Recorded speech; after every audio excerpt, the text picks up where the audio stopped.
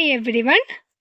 ఈరోజు నేను డిస్కస్ చేసే టాపిక్ వచ్చేసి దొండ మొక్కను మన ఇంట్లో ఎలా గ్రో చేసుకోవాలి అనే దాని గురించి డిస్కస్ చేస్తున్నానండి. నేను లాస్ట్ 4 ఇయర్స్ నుంచి దొండ మొక్కను మా ఇంట్లో గ్రో చేస్తున్నానండి.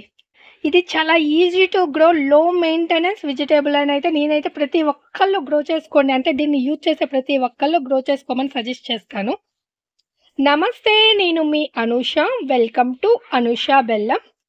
యాక్చువల్లీ ఈ దొండ మొక్క అనేది మనము గ్రో చేసుకోవడానికి దొండ కాయల ద్వారా గ్రో చేసుకోవచ్చు, లేదా స్టెమ్ కటింగ్ ద్వారా గ్రో చేసుకోవచ్చు, లేదా దానికి ఒక గెడ్డలాగా ఉంటుంది ఆ దొండ తీగకి, ఆ తీగ ద్వారా గ్రో చేసుకోవచ్చు. ఇలా 3 రకాలుగా మనం గ్రో చేసుకోవచ్చు. కానీ కాయల ద్వారా గ్రో చేసుకుంటే మనకి మొక్కలు వస్తాయి.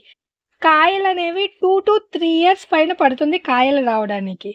ప్లస్ దాంట్లో మెయిలు ఫీమేలు అని 2 రకాలుగా ఉంటాయి.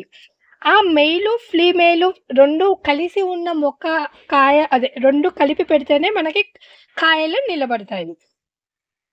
విత్తనాల ద్వారా మనము దొండ మొక్కను గ్రో చేసుకుంటే మనకి కాయలు రావటం అనేది 90% ఫెయిల్యూర్ అయ్యే ఛాన్సెస్ ఎక్కువ ఉంటుంది. మొక్కలైతే వస్తాయి, గ్రో అవుతాయి.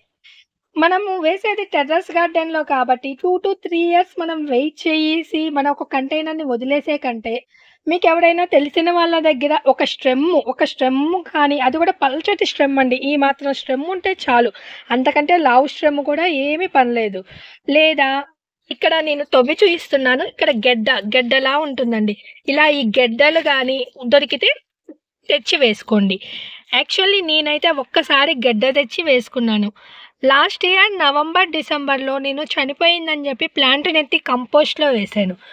ఆ ప్లాంట్ మళ్ళా రీగ్రో అయిపోయిందండి. చాలా అంటే చాలా మొండి మొక్క ఇది. ఒక్కసారి వస్తే చాలు మన గార్డెన్లో, అసలుకి ఇది మనం వద్దన్నా కానీ వస్తుంది. దీన్ని కొన్ని ఏరియాల్లో ఇది గాడ్ జాతికి చెందింది, అంటే దోసకాయ జాతికి చెందిన మొక్క అండి.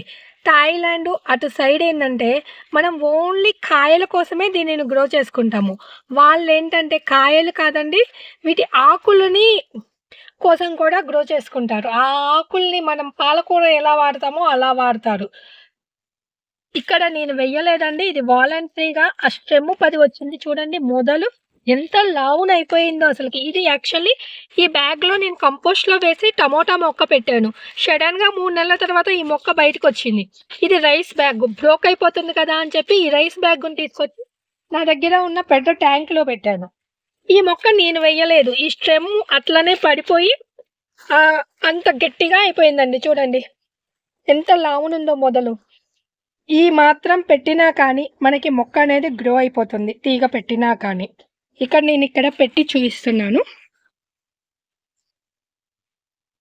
దీనికి కంటైనర్ సైజు మీరు అనుకోవచ్చు, పెద్ద పెద్ద కంటైనర్, ఇది పర్మనెంట్ మొక్క 365 డేస్ ఉంటుంది, సంవత్సరాల తరబడి ఉంటుంది అనేసి మీరు పెద్ద పెద్ద కంటైనర్లో పెట్టనవసరం లేదండి.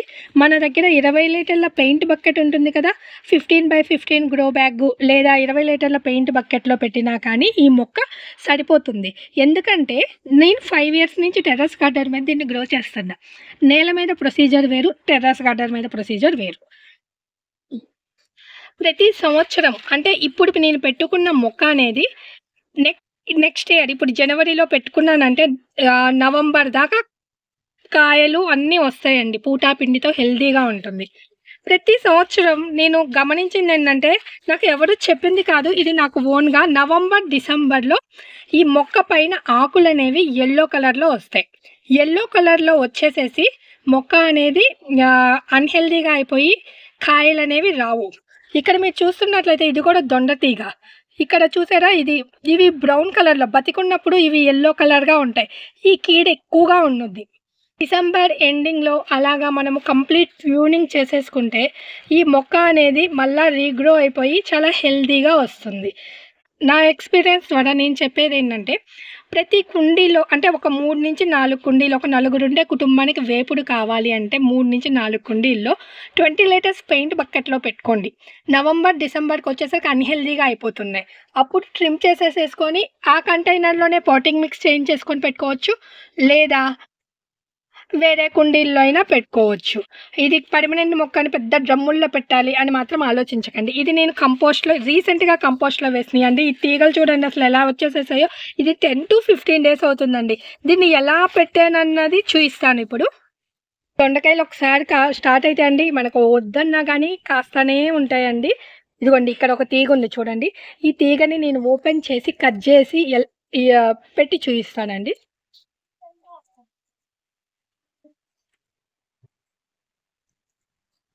ఇది కేర్‌ఫుల్‌గా చుక్కుడు తీగ అంటుకుంది. అందుకని నేను నిదానంగా తీస్తానండి.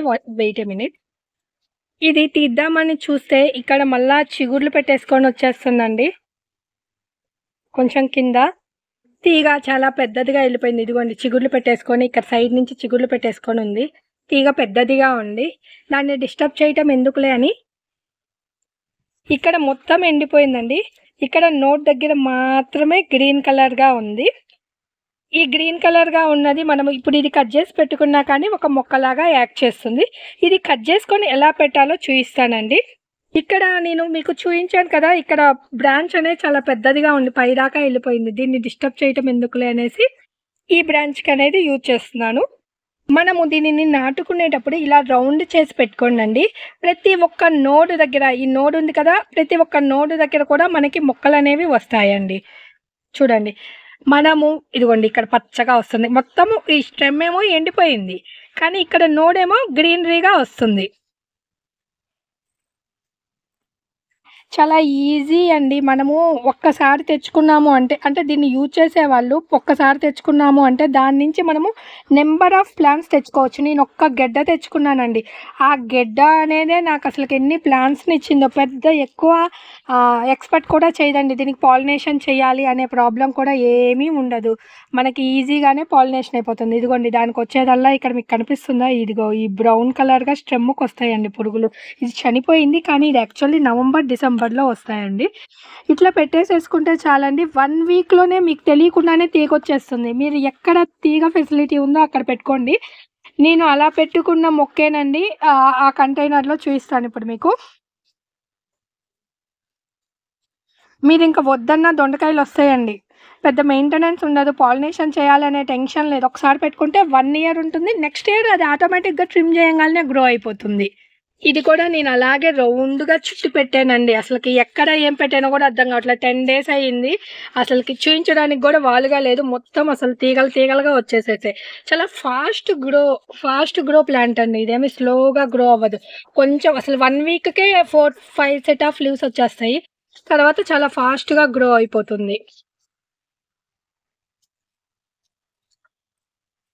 ఇదిగోండి ఒక స్టెమ్ అయితే చూడండి పైకి ఇలా వచ్చేసేసేసింది. ఈ స్టెమ్ముల నుంచి అసలు నెంబర్ ఆఫ్ బ్రాంచెస్ వచ్చేస్తా ఉన్నాయండి. ప్లాంట్స్‌కి పెద్ద పెస్ట్‌లు కూడా ఏమి రావండి. అటాక్ కూడా చేయవు. పాలినేషన్ కూడా 2 కలిపి ఒకటే వస్తుంది. Self pollinated. ఈ దొండ ఫ్లవర్ అండి. ప్రతి దానికి ఇలా పైన ఫ్లవర్ వచ్చి కింద పిందె అనేది ఉంటుంది. ప్రతి పిందె కాయ అవుతుందండి. దీంట్లో అయితే రాలిపోయే సమస్య అయితే ఏమీ లేదు. కాకపోతే ఒకటే మనం ఎవ్రీ 2 డేస్‌కి ఒకసారి వీటిని హార్వెస్ట్ చేసుకోవాలి. లేకపోతే కాయలు పండిపోయి నెక్స్ట్ వచ్చే ఈల్డింగ్ సరిగ్గా రాదు. ప్లస్ ఇంకొకటి వచ్చి మనము వాటర్ బాగా డ్రై అయ్యేంత వరకు మనం కంటైనర్‌లో వేయకపోతే ఈ స్కిన్ అనేది ముడతలుగా వస్తుంది. ఈ దొండకాయలో పాలినేషన్ ప్రాబ్లమ్ అనేది ఉండదండి. ఇవి సెల్ఫ్ పాలినేటెడ్ ఫ్రూట్ అండి. ప్రతి పిందె కాయ అవుతుంది. రాలిపోయే ఛాన్సెస్ అసలు 0. మన తీగ సైజును బట్టి మనము ఎప్పుడైతే స్టెమ్ పెట్టుకుంటామో పెట్టుకున్న నెల లోపలే మనకి ఫ్లవరింగ్ స్టార్ట్ అయిపోతుంది. తీగలు ఎదిగే కొద్దీ అవి తోరణాల్లాగా కాయలనేవి వస్తాయండి. తీగ ఎంత పెద్దది అయిపోతే మనకి ఈల్డింగ్ అన్ని కాయలుగా వస్తాయి. దొండకాయలు ఈ తోరణాలేనండి. ఒక్కసారి స్టార్ట్ అయితే ఎండల్లో కూడా మంచిగా వస్తాయి. మన ఇంట్లో కిచెన్ వేస్టేజ్‌తోనే చూడండి ఏ సైజ్ వస్తున్నాయో. ఈ ఎండల్లో వెజిటబుల్స్, బీరకాయలు వీటితో పాటు మనకు బాగొచ్చేయి దొండకాయలేనండి. కాకపోతే ఈ దొండకాయలు 2, 3 రోజులకి ఒకసారి హార్వెస్ట్ చేసుకోవాలి బెండకాయల్లాగా. లేకపోతే పండిపోయి ఈల్డింగ్ తగ్గిపోతుంది. పండిన దొండకాయలు మనకి పులుపొస్తాయి. మనకి యూజ్ అవ్వవు కూరలకి.